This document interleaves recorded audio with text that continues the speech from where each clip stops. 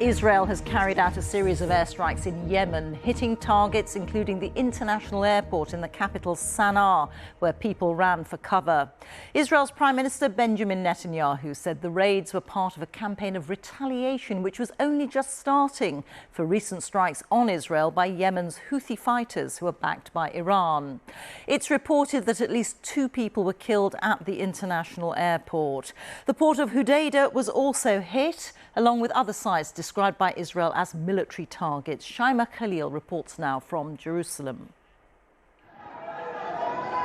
Panic and fear in Sanaa airport. People rushing to leave the building after an Israeli airstrike. The IDF said they hit Houthi military targets there. The port city of Hudayda was also hit.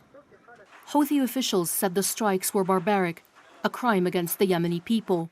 The Israeli military said it struck targets used by the Houthis to smuggle Iranian weapons into the region. This is the second Israeli airstrike on the Houthis in Yemen in less than a week. The Houthis, an Iran-backed armed group which controls northwestern Yemen, began their attacks shortly after the start of the Gaza war in October last year, initially targeting international shipping, acting, they say, in solidarity with the Palestinians. On Saturday, a missile launched from Yemen injured more than a dozen people in Tel Aviv when it landed in a public park. Israel warned it would respond with force. We will continue to cut off the terror arm of the Iranian axis of evil until we complete the job. The Houthis have vowed to keep up their attacks until the end of the war in Gaza.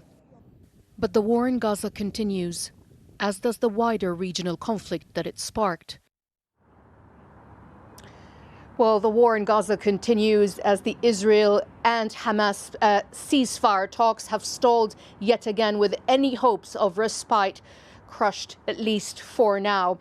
This, as the Prime Minister Benjamin Netanyahu said, this is only the beginning of Israel's campaign on the Houthis. Israel says that the Houthi group will meet a similar fate to that of Hezbollah in Lebanon and Hamas in Gaza. Both also Iran-backed, both suffered devastating losses to their infrastructure, but also by the killing of their leaders. The Houthis in Yemen have vowed to retaliate. They have vowed to meet escalation with escalation, they say.